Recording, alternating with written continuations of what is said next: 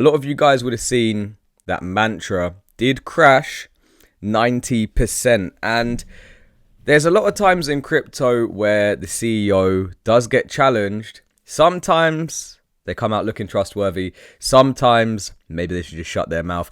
Now, Coffeezilla on his second channel, Voidzilla, he actually did an interview. The dude wasted absolutely no time. So we're going to react to the interview together. It's 45 minutes, so I don't know if I'm going to put like every bit in there, but we'll try and trim it down. Maybe it will be 45 minutes. I don't know. If you want more reaction videos, then you can let me know in the comments. And apologies if any of you guys are Mantra holders. But yeah, it's time to get some answers. So let's watch this video. Yesterday, a top 20 token called Mantra or Ohm crashed 90%, leading me to search for answers along with many other people. And that only showed that it went down to like 61 cents and it went down to 37 cents in the end, guys. I'm sure a lot of you would have seen that. Like Zach XBT, who actually helped with this investigation. And together, I think we put together a lot to inform the public. I interviewed the CEO, JP Mullen. You'll be hearing from him in a second. I do want to say there were a lot of twists and turns to this story. There's an entire angle of this interview I later fact-checked and proved wrong, which is that I was given a tip that there was this OTC seller that was market making for Mantra and had his hands in the whole thing. And I was like, I thought that really was part of the reason it all went down. Now, JP on our call denies it. So then I kind of went back and so I've seen a few bits and pieces. I'm not going to keep pausing it, guys. I've seen a few bits and pieces of this as well. I haven't watched the whole interview, but some clips are just the story's not adding up right now. And they were trying to blame it on market makers. And then we're going to find out if they actually were doing an organized pump and dump in a top 20 crypto is insane. I did a bunch of sourcing to actually confront the guy behind it. I dug through who he is. It turns out he's faked being a market maker before.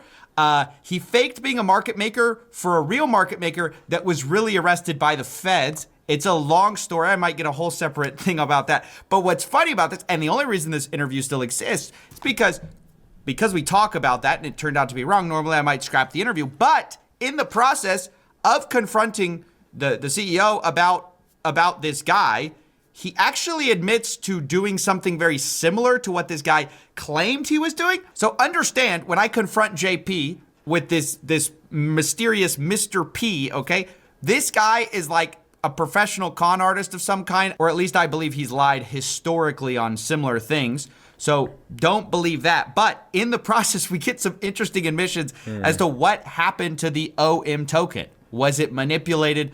Was the OTC sales what killed the project? Was it liquidations? I will let you decide. Here's the interview. And also, they're going to explain what OTC buys are in a minute. But what a lot of you guys need to realize is that the majority of the coins that you invest into are being manipulated by market makers 24/7, whether that's to like suppress the price, whether it's to pump the price, you get exit liquidity. They're going to speak about this in here as well, but it's interesting for all of you guys to actually get a good idea of what goes on behind the scenes. The dude pretty much puts his foot in it, and it makes you look at crypto a little bit differently, right? Are these cryptos that have CEOs and big teams, are they really decentralized? Are we even here for decentralization anymore? I don't know. All right, JP Mullen, CEO of Mantra, the token that just crashed. You're here to talk about what happened, hopefully clear up some problems. Yep. Let's just start with your side of the story.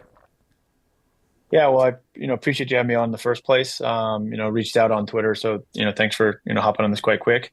As I was kind of discussing with you both on. Wait, did he just say that he reached out on Twitter? Did he say he or Coffee reached out? Yep. Let's just start with your side of the story. Yeah, well, I appreciate you having me on in the first place. Reached out on Twitter, so thanks for hopping on this quick. So he reached out on Twitter. Is that deceptive tactic number one? Is that how he's going to start to say, well, I reached out to Coffee before he could reach out to me? I don't know. Okay, all right. Quick. As I was kind of discussing with you both on online before, this all started basically last night on Sunday evening Asia time. I'm in Seoul, Korea right now. We just hosted a RWA summit today that I showed up at and was meant to be, kind of a headline speaker. So that's really what I was here for. I went to bed roughly around midnight local time and was woken up around 5. Someone was calling the hotel, my room, I bet they and were. trying to wake us up because there had been obviously this massive sell-off in token price where the token crashed. I think at the time I woke up, it was probably around 50 cents or something. And effectively, what we were able to discern was that overnight, tokens that had been used as collateral on Ohm and long for different positions had been forced closed and liquidated, causing this massive sell-off and precipitous downfall of the token. So we've been in contact with our exchange partners, investors, and the community. And again, thanks for having us on to kind of So this dude is just saying that, right? No. walk through some of these questions about exactly what happened, but also what Yeah. we will be Sounds doing about fishy it. already, guys. You'll see. Yeah, so it was I think reportedly a 90% crash. You guys were Yeah. at the time a top 20 token, so y'all weren't by any means a small project. And it takes a lot to crash a top 20 project 90%. It takes a lot. It's not just going to be the community that crashes a coin 90% or one big whale, guys. To crash the project 90%. It's a lot deeper than that. Yeah. I think leading many people to wonder, like, how could this magnitude of an event happen? It's so you see big swings in crypto. You usually don't see 90% drops unless there's Yeah. something kind of going on. A lot of people jump to some, understandably some Sure. questions about the team. Or if about it's the like team super low maybe liquidity, dumping, maybe it would doing dump 90% something or something. So just to kind of address that, Sure. did the team sell? Did the team get liquidated? And how has the let's just start there. Sure. Yeah, did the team sell? Start there, Did you okay. guys get liquidated? This will be interesting. So first one, we have published a transparency report last week that shows all the team wallets and all the holdings. The team tokens are all long vested and have not moved. So these are happy to be shared and publicized again with your community. So no, we did not sell a single Ohm. The team also did not get liquidated. We don't have leverage position on exchanges. We don't do that. Interesting. Have you guys sold tokens OTC? We have had OTC transactions for the Sponsor Chain Association itself to fund business operations. Do you have an idea of like what ballpark number are we talking about for how many tokens you've sold? Like, give me a dollar amount. Like, how much has Mantra sold OTC? So OTC, for all of you guys wondering, basically coins that are sold not on a live exchange, right? So you can sell it. Maybe the Mantra price is trading for $6. This guy could be like, right, Lex, you can promote Mantra. We'll give you, I don't know, 100,000 tokens at a price of $3, right? So if I wanted to go sell it on the live exchanges, I'm already up 100%. So that's how a lot of these big whales buy a big amount of coins and end up holding a large majority of the supply because they get it at a super discount and then they're already ahead of the retail who haven't got in, at $3 or sometimes even less, right? That's how like a lot of angel investors get a lot of big stacks in their portfolio because they get in early, they get these special OTC deals. Then even when it's live, you can get OTC deals, right? Exchanges do this, even with things like Ethereum and Bitcoin as well. If you have enough money, then you can get these big cryptos at a premium, guys. I'd say between 25 Or and $30 million discount. US. Okay. So what if those tokens, OTC, were... I mean, I'm just kind of trying to put this thing together. Sure. Those people take those OTC tokens. If they sell right away, they're going to crash. Exactly. Because See, what I understand, exactly. it was somewhat thin liquidity. I mean, for a top 20 token. Yeah. Token. Yeah. So you would crash the price if you sell this huge amount of OTC. So instead, you take it to an exchange. You get collateral. You use it as collateral to loan against other things, other assets, and then you get liquidated. It's a problem, but that could have originated from like sort of team tokens. You see what I'm saying? See the problem? I do understand, but none of the OTC sales that we've had have actually been executed yet. So the tokens are all still, locked. Oh, you're saying you sold them for cash, but the vesting period hadn't expired yet. The vesting period hasn't expired yet. So actually this will start I think later this month and into the coming, years. but Which nothing, is nothing messed that the team up. has. Imagine getting the OTC association coins has sold. and then it dumps 90%. Could you imagine that? Not-for-profit entity behind Mantra has ever I'd be been, very upset if I didn't know TC. See, exactly. Well, we haven't done anything recently. Imagine how pissed you never want to do an OTC again. Let me ask you, who market makes for you? So we work with 3 market makers that are all our investors: Laser Digital, Amber Group, and Manifold. Okay. There's a lot of questions about the price feeling manipulated, basically, is more or less the claim that's been made. Do you have any knowledge, or did you direct any price manipulation of your token? No, I do not. And no, we did not. Okay. And wait a minute. How am I going? And Look at this guy's dodgy face. Look at him. Do you trust this guy with your money? There's no way you trust this guy with your money. And listen, he said he didn't manipulate any price. I've only seen up to about 8 minutes, right? So again, we're gonna see what he has to say. But he said that he hasn't manipulated any of the price. Interesting. So, to whatever extent the price was manipulated, if it was, you have no association with it. that is correct. Do you think market makers, though, you'd probably agree, wouldn't do that on their own for no reason? I don't think. Well, actually, I know for a fact that those market makers or those investors that I talked about have no implication or involvement in something like this. At least not with us. So we have, yeah. How do you explain sort of the recent Mantra has sort of notably had a sort of meteoric rise, right? Yep. That combined with the relatively thin liquidity has led a lot of people to say, hey, look, this is a manipulated token. And if it was manipulated, because of what we just talked about, they think the team was in on it. What's your explanation of them? If not that, what explains like sort of the price rise naturally? Right. Sure. I mean, we had Go check out the price. we've been in the market for almost 5 years now. So our existing ERC token has been on Binance for nearly 4 years. Actually, I think in March of this year was 4 years. Mm-hmm. So the vast majority of the ERC supply of them is out there, and people were able to buy on exchanges, actively over the last 15 months, right? Mm-hmm. Or more. And obviously we work with our key partners like Sharuk and Laser, and they've put out statements with wallets that they have, stating effectively that they haven't sold a single token and have verifiable on-chain proof to verify that. The activities of others who had liquid ERC tokens or liquid tokens in the market that were being used as collateral, we didn't have any knowledge about. And, we did have communications with some of the exchanges that were asking. I mean, even with, some, Binance. Little subtle. The old Pinocchio. Right? Is he a little lion there? Did he have no knowledge? I don't know. Messages like, do you know what this transfer is? And I would say, I don't have any clue. Because they would send transactions and wallets that I honestly just am not aware of. And I don't know where they come from. Or it was funded by another exchange and was a fresh wallet. So I was aware that, tokens were starting to be put on exchange, because obviously when tokens get put on exchange, a lot of people call me or message me. So you always see, looks on chain, someone deposits a bunch of tokens on exchange, like, or, you know what I'm talking about, right? Yeah.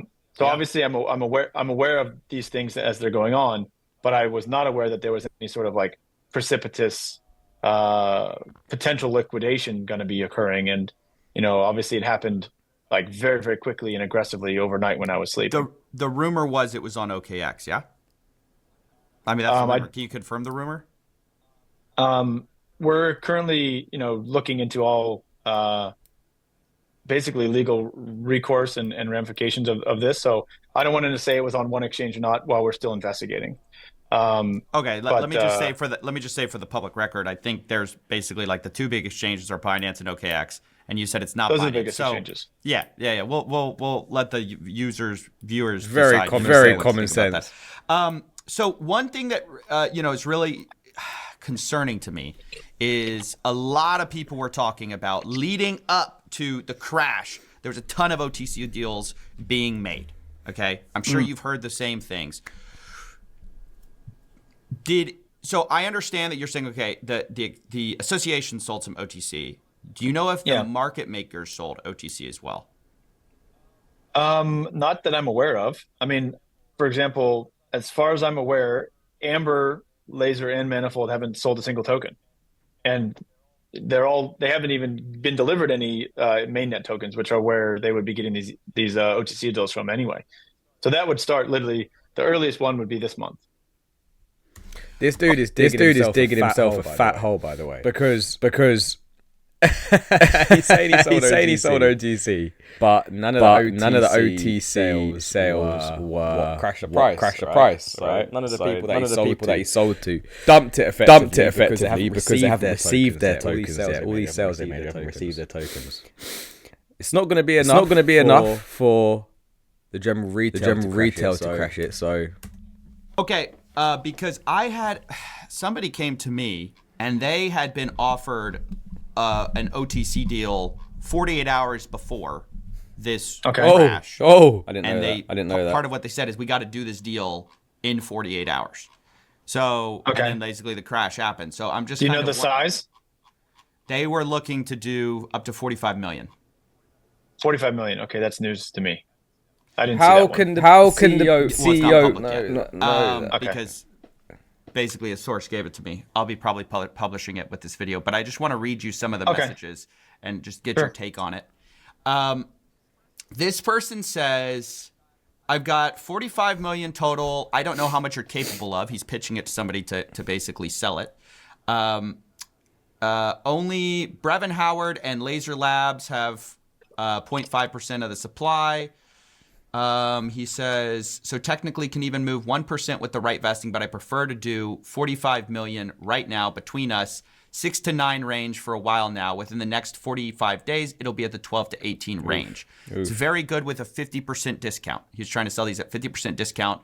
That's how we've ran a lot of it so far through OTC and buying back after we extract. Do you know what he's talking about? Okay. He says it's a pretty good loop, as well as what we're doing on perps. What could he be talking about? Listen to that again. We've ran a lot of it so far through OTC and buying back after we extract. Do you know what he's talking about? Okay. He says it. Buying back after they extract the value from us idiot small fish, right? They sell the top, then they buy back the bottom. This is right, if I'm correct anyway. Maybe I'm proven to be wrong in a minute, but this is why I'm not buying. I didn't buy at 30 cents. I've been seeing people on Twitter now say, it's coming back. It's coming back. Bots. They're bots, guys. They're bots. If you're buying this after a 90% crash, you're a bot. But they're basically saying that once they crash it, they're going to buy back at the lows, pump up the price again artificially. Is my understanding. Maybe, I don't know. It's a pretty good loop, as well as what we're doing on perps. What could he be talking about there? Honestly, I'm not sure. Come on, bro. What do you mean you're not sure? I mean, so what we have done with man, it doesn't take a fucking genius. 25 to $30 million. And we can share this. We have done, some degree of buybacks of OHM tokens, but it would only be, anywhere from, I would say, $5 to $10 million worth of buyback. So definitely not in this side of the quantum. Just so the audience can understand how this works. So what you're talking about, thank you for sharing that. You do an OTC deal, so you sell tokens to somebody else. They give you basically cash or some cash equivalent. And then you give them the promise of tokens, hopefully vested over some amount of time. And then you're taking the money that you get and you're re-injecting it back into the token. That's correct. Is that correct? That is. Let's listen to that one more time. Listen to that one more time. To somebody else. They give you basically cash or some cash equivalent. And then you give them the promise of tokens, hopefully vested over some amount of time. And then you're taking the money that you get and you're re-injecting it back into the token. That's correct. Is that correct? That is exactly correct. That's correct. In crypto, it's a little fuzzy what price manipulation is. That sounds a bit like price manipulation. I know a lot of projects do it, but What was y'all's thinking at the time when y'all did that? Like, were y'all thinking like, oh, because for sure the person who gets a great deal on that is the guy who does the OTC deal, because he buys at current prices. You're going to inject 20 million of his dollars into the chart, and then he can later sell when he unlocks. I guess there is some risk to it for them, but what was y'all's thinking when y'all decided to do that? Can you? Yeah, the risk is the vesting for these big guys as well, right? So they need to have trust in this guy that the price is still going to be higher than the OTC price by the time their vesting schedule is finished, right? And a lot of these projects have come with vesting schedules. I've even been approached by some projects saying, you know, we can give you tokens to shield this, blah, blah, blah. But it's vested over linear over 6 months, which basically means I'll get money every single day over 6 months. And then you go back and you look at the project, and it's down from the point of what they offered me, right? So again, it's super high risk with these things. It's super high risk. There's no guarantee that if you do an OTC deal, that the price is going to be sustained. Once your vesting schedule, sometimes they've got like 3-year vesting schedules, guys. But then if it is, okay, and you've got like a 5x while the price is only going up 1x, you're going to take that 5x, and that's going to pretty much destroy all the retail and kill a coin. And we see this cycle repeated time and time again. But let's see what Coffee's got to say. You kind of explain like maybe what you're thinking. Yeah, I mean, I guess the thinking there was just to make sure that we continue to have a healthy market, and we're able to support in low liquidity scenarios. Obviously the size that we were able to do was not that significant for the size of our token. You didn't say he's putting it into liquidity. Something I want to ask about. So this person says. So it sounds like what the person says is not entirely off. Talking about like re-injecting the chart. Basically, what he was saying is, he was claiming to market make for you guys. Do you know somebody named Mr. P or Ite Drory? Yeah, so I was in touch with Zach. I told XPT Zach about this. Yeah. No, okay. So no, I have seen that one going around, by the way, that OTC or loan. I think it was a loan. This guy was offering something else. I think there was also like some loans trying to be made. That's a separate thing. Okay, so yeah. I'm aware of the Mr. P one, and then Zach let me know about some name Itai Drory. Same guy. Drory? Same guy. That's just his real name. Okay, so I did check with our team if we've ever heard of this name before, and we've never heard of that name before Zach told me about it. So I checked all the SAFs and all the agreements. We don't have an agreement with an Itai. Okay. He was he notably rugged another project called, or was accused of rugging another project called Mamba on Base, where he basically got some tokens somehow and was basically doing OTC deals, very similar to what's kind of going on here. Or Mamba on Base? Is that what you said? That's another project. I've never heard of that one. I've never heard of that one. It's not as big as Mantra, just to be clear. But no shit. It sort of had a similar kind of catastrophic collapse. But yeah, what's just kind of surprising about this is, basically he's claiming like, look, you're gonna give me Tether, I'm gonna give you Mantra, I'll re-inject it in the chart, and the price is gonna go up. That's basically his pitch. Sounds like y'all were doing something somewhat similar. He was saying there was going to be a vesting period, all this stuff. And then when we think about like how it's possible somebody could have such a huge position on these exchanges to where a liquidation would cause this catastrophic price collapse, my question is like, that has to be some huge player, right? I mean, from my understanding, the position, well, first, I'm not sure it was just one person. I think it could have been multiple. Yeah. But aside from that, I mean, I think it was in the size of hundreds of millions of dollars. Who could have had that size of position? I mean, if you have been a supporter of Ohm or been in the market for, even just the end of last year, if you take a, 20, 30 million position, which is obviously large, but who's doing that? Big players. That's easily, and that went up from $1 just in, the fall to a peak of $9 in February. So let's be real, guys. You see a brand new RWA token come out, right? You got 100 million in the bank. Okay, that's your whole stack. Brand new RWA, no proven track record, nothing. Brand new coin. Are you going to invest 20 million into the project at launch or in the seed round? It's feasible, but there's a lot of people who could have rid that up in a pretty significant fashion. Maybe for a billionaire, obviously we work with large institutional partners. But again, that's why we want to publicly show that the key partners like Laser, like Sharuk and whatnot haven't sold a single token. Yeah. Do you know the guy's name that got liquidated, or the person? We're not sure yet. Again, we think it was a group of people, not necessarily one single person, but we're still trying to figure out that, because it was like there's a bunch of wallets that deposited onto exchanges and whatnot. So we're still trying to figure out exactly what happened. We've been in contact with our institutional partners to try to figure out what's exactly going on, but we don't know who was liquidated. So it seems like somebody had a huge position that they very likely couldn't have sold off. I'm looking at like the amount of money it would take to move OHM like 2% on Binance on CoinMarketCap, and it's like $350,000. So you cannot move, $100 million easily, right? In this token. Sure.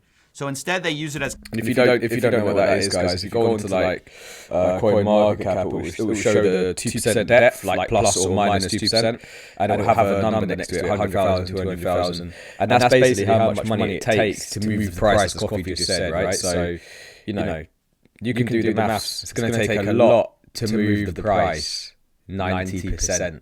Okay, if it takes 300,000 to move it 2%.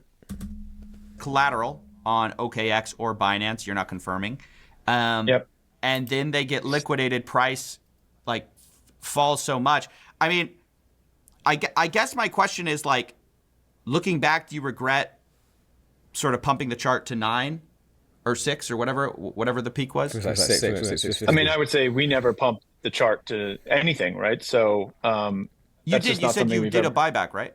Like you did the. I mean, we have done we've done small amounts of buybacks in the range of $10-ish million. I can get the exact numbers. That seems big. I mean, I don't know other projects, but if you can move the price, I would say that's relatively small, and it's not like we did it in one go. This has been over the course of the last 15 months. I assume you're using your market maker to do that, right? You're not just injecting directly. Okay. Yeah, we wouldn't do it directly. And this wouldn't be. This is not a buyback to pump. This is more of a make sure that it can be supported. And I think this is where Coffee and him get into it now about what is a pump versus whatever this guy say he did. Like actively entering the market, not necessarily in one go. What does that mean? Can you explain what that means to the audience? So when you say it's not to pump it, we're doing it to support it, what do you mean? Do you have like a level you're trying to support it at? Do you tell your market makers, I want it at like 5, or I want it at like, where do you want to support it at? What does that mean? We've never put in levels or supports or anything like this. So it's more just a discretionary, this is going to be used to enter the market over the next, you do a TWAP over 30 days or something like this. Okay.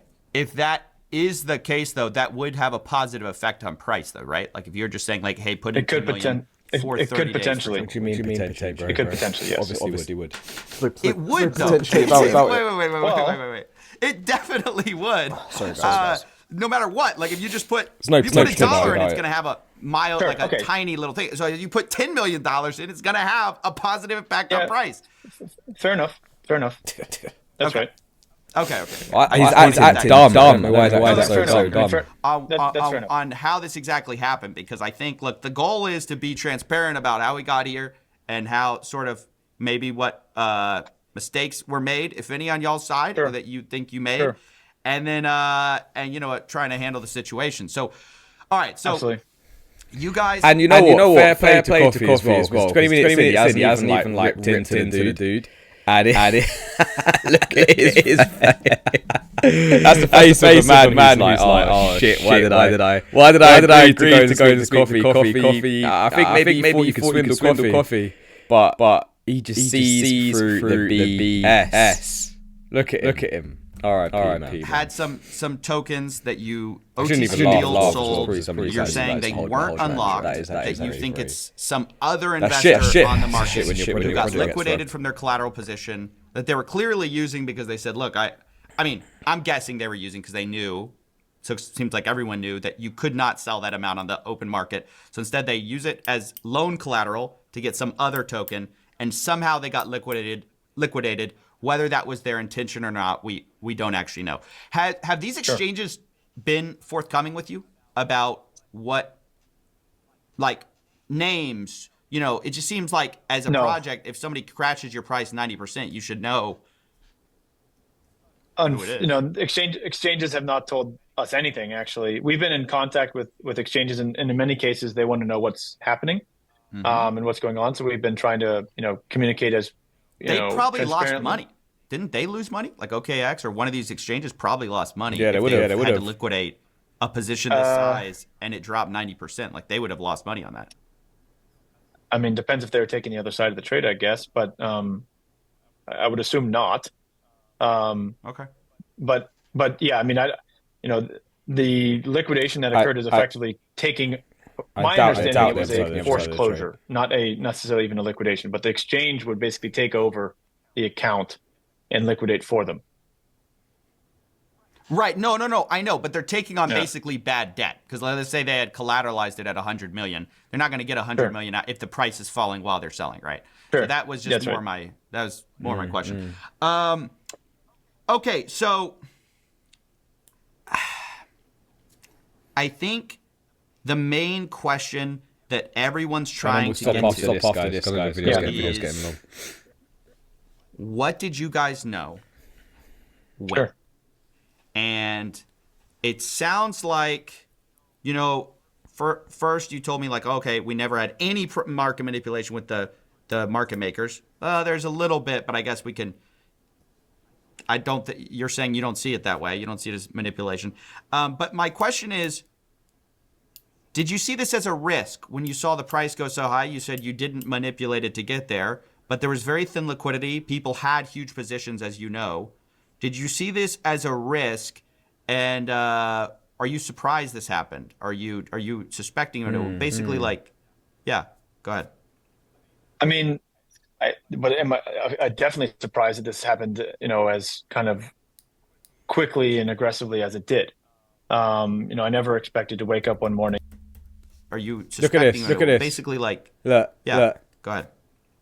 I mean, I definitely. What was that? What was that? Dude, looks suspicious. I mean, I definitely surprised that this happened. He's under pressure, isn't he? Quickly, he's under stress. I never expected to wake up one morning and see the token down 80%. That wasn't an exploit, or a hack, and obviously it wasn't. I guess there's always a risk when these things go up the amount that they did, but we continue to have large institutional support and backing, including major financial institutions, multi-billion-dollar hedge funds, banks, etc. So, yes, was the price appreciation still, to me, even a little bit crazy? Yes, it was, honestly.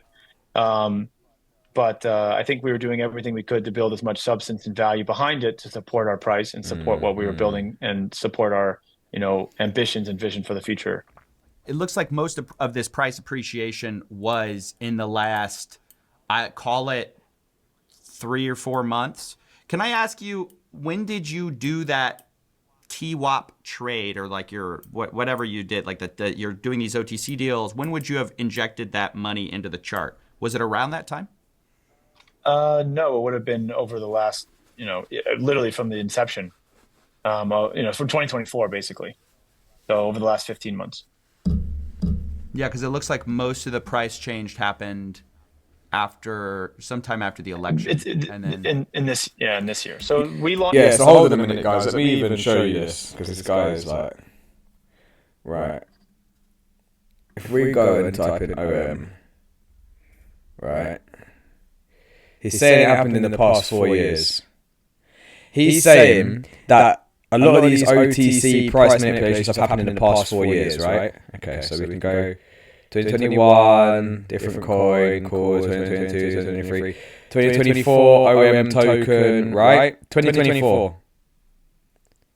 And then boom, from $1 all the way to $8 in the space of God knows how long. I know some coins like went absolutely ham in that time, in the space of, what is that, from November, December, January, right? Was that February? So 4 months, okay? So 4 months, but you know, they haven't gone down 90% after it. So, yeah. Launched our chain, the mainnet launched in the end of October. And then we had an announcement with Vara where we got our licensing in February, beginning of February. And we had our Dalmok deal, where there's $1 billion, transaction with Dalmok for tokenized real estate in the UAE in the beginning of January. So these also had impacts. Let me just read you a bit more of this Mr. P's messages, because I just want you to know what was being said about your token. I'd appreciate that. This person says, he's going to take USDT, and he says, by injection, I mean buyback. It's going mostly towards market buying. Vesting is just to avoid front running. Math is simple. For me, every 1 million USDT that he OTCs is about plus 30 to 40 million market cap, give or take. I can extract about 20% of that, meaning every 1 million turns into $6 to $8 million. Now, it takes time, not immediately. We're constantly buying and selling. Also, when you have a vesting and we can front run the selling, obviously they make a profit, but it doesn't come off as a surprise. Basically, the OTC deals obviously do very well for the OTC buyers. Now, so just see that there again, guys. Like, it goes to show how much they are manipulating it. Seeing these messages behind the whatever you call it, right, in the background, goes to show this is happening in a lot of projects. This is why we need to make sure that we all, even if we are in altcoins right now, guys, have the goal of buying Bitcoin and having that as our protection, our hedge. And we can front run the selling. Obviously, they make a profit, but it doesn't come off as a surprise. Basically, the OTC deals obviously do very well for the OTC buyers. Now, that doesn't sound too far off from what you're telling me. I mean, maybe it's a more cynical, brash way to put it, but that sounds similar to what you're telling me. I mean, make this make sense. You're saying you've never heard of the guy. Maybe he works with one of your market makers. We don't know. But this guy, right before this huge dump, is sort of laying out a plan here, which doesn't seem too dissimilar from what may have been happening, maybe put in a more cynical light. I mean, would you agree with that? Not entirely, to be honest. I mean, there was no extraction or, anything that was bought back was never recycled and sold again. It was held in token. I think if he's talking about it from a market maker side, he's just saying, like, I'm buying, I'm selling, I'm buying, I'm selling. I mean, like, extracting in terms of maybe like a. I know, but what I'm saying is, whenever we would do something like this, there was no selling. You're just buying. That's correct. Okay. That sounds a bit odd. How could you just? And you're saying the total amount you probably did was between 10 or 20. I mean, do you remember which one it was? I think closer to 10. Closer to 10 million. Yeah. Okay. Interesting. I'm trying to. It's so weird because in this world, this is this kind of, you're pumping the price is sort of seen as like, some people see it as good. I mean, I don't know really how to think about it. Are you sure there's no OTC deals unlocked? It just seems so surprising. What discounts were you giving on that? It's hard to sell that amount of money. 50%? Sorry, which discounts on what exactly? OTC deals on that you did. on the deals that we've done. Yeah. It would be anywhere from 30 to 50%, and usually the vesting was 12, 24-month type of locks, or sometimes it was like 9/9 or 6/12 or something like this. But nothing has come liquid yet. Okay. It will be starting in the coming months, but nothing has come liquid yet. But that's also basically we have these two buckets, right? We have the. So if you're thinking about if you're thinking about buying OM now and thinking you can get a good counter trade, he's literally saying they're going to unlock all those OTC coins in the coming month. Are they going to try and fake pump the price again and then get these OTC people out? If they are, be careful. I wouldn't really buy back into the fake pump. But I don't know. It might VC happen. bucket, which is a 12 plus 24. So 12 from October, and we have a seed bucket, which is 6 plus 12. So starting from now, or right now-ish, for the next 12 months, there'll be linear unlocking of investors who are part of those OTC transactions. And those people did not get their tokens. They couldn't even use them as collateral. That's correct. They're all mainnet ohm coins.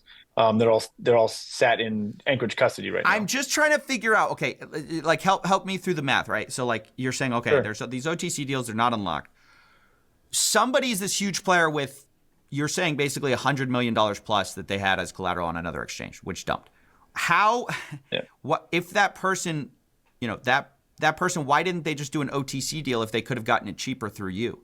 Like, why, if you're such a big whale that you can afford this amount of ohm token, why not buy OTC? I mean, we wouldn't. Who is this player? Well, we wouldn't. Well, that's what I'm saying. We wouldn't just sell to anyone. So we would do OTCs with funds, and we would make sure that obviously we do KYC on all of our investors. This sounds like someone who would not pass a KYC check, or not even want to. Give up their identity, funds frankly. aren't super nice to projects. I don't know if you're new, but like obviously you're not. You know funds will dump as soon as they can. That's why you have a vesting schedule. I mean, of course. So let's be clear. Whoever this was, they don't feel like they owe your project anything. They don't. And That's for sure. It could be a fund. It could not be a fund. It's not some shady actor necessarily. Like there's a lot of people in crypto who will give you their full name and then torture the project. But we would make sure we're doing our due diligence on who we're working with, right? So that's why we work with people like Laser, Farouk, and Amber and others that are reputable names in the space. It doesn't mean they won't ever sell, but they're not like unknown commodities. Like I don't know who. I mean, I can tell you categorically, I don't know someone named Itai Dore. I don't know a Mr. P. So how much of the supply does Mantra control? I'm just trying to figure out like how much does you and your market makers, like basically the people within the sort of controlled system control versus the uncontrolled like sort of public supply? So I mean, there's roughly about 60 million tokens in circulation right now. Yeah, try to go percentages for me. That'll be easier. Okay, 960 out of 1.8 billion. So roughly, let's say 55% is in circulation. Okay. No, that's what's in circulation. Okay. We have, that's what's in circulation. And the market making agreements that we have are all 1 to 3 million tokens per contract. So we're talking small amounts comparatively. So I think there's probably a total of less than 10 million in market making loans. How much do you guys control of the supply? So the percentages. The team Try token to give me percentages. Yeah. In circulation right now? Or yeah, total? how much do you and your team control, like in percentages across all your, not just like if you bought open market, if you have team allocations, like just like total control? Okay, so control of circulating, I would say roughly 1% of supply, so about 18 million out of 1.8 billion tokens. How? Okay. And in total, there is an additional 300 million tokens. So but that's locked for 30 months and then another 30-month linear. So that's long dated. Okay, so the unlocked amount you guys own, like 1%, you're saying? Or roughly? Correct. It should be roughly around 1%. Unlocked. No. So could that have been the thing that got... I mean, all you have to do is move it to an exchange, and you can do this. Like, I could even see the logic of like, well, I'm using it as collateral. I'm not even selling. I'm just we've publicized these wallets, and none of this has been moved to exchanges. So we can 100% say that didn't happen. So where are you getting your money to fund operations? Is it these OTC deals? Yeah, from OTCs or other fundraisers. So the group business has also raised equity. Okay, interesting. Do you know a guy, Danko Mancheski? I do know Danko. He's he's an investor in Dubai. Do you think he was trading some of your tokens? I mean, I've heard he's a sketchy guy, and I'm not sure I would say that, but I do know he had some ohm. Yeah. Unlocked? I mean, he bought it on exchanges, from what I'm aware. Okay, so he looks stressed. Do you know if he's involved at all? No. Yes. I mean, I've just seen his name floating around. No, I mean, I know by Zach XBT. I think he was saying that he was trying to facilitate some stuff last minute. Right. I do know Denko. Yeah. Yeah, I do know Denko. Yeah. So can you confirm or deny that this guy had anything to do with it? I would deny knowing if he had anything to do with it, but I do know Denko did have a known position. I have met him in Dubai. I've known him from the Polkadot days, actually. What size? Do you have any idea of the size? I do not. Okay. I imagine there aren't too many people with $100 million Yeah, right. sizes. Yeah, right. You would know that. I think would probably be fair to say. Okay. Well, this is a weird one because not really much to say. Like, we're gonna end it there, guys. 10 minutes of them little small talk at the end. But the thing is like there's not really it's just like I don't know. A lot of denying, a lot of playing dumb. I don't know, guys. Look, I don't know. This is all allegedly at the moment. So you guys let me know your thoughts about this whole interview. I think we'll probably get more information coming out in the coming months. It's a massive hurt to a lot of investors right now. So, yeah, if you hold any mantra, I'm sorry that you've had to go through this, but let me know. Do you trust the CEO? Do you trust any of what he's saying? I'm sure Coffee will do more investigation. And again, if you guys want me to react to more stuff like this, then let me know in the comments. But yeah, peace.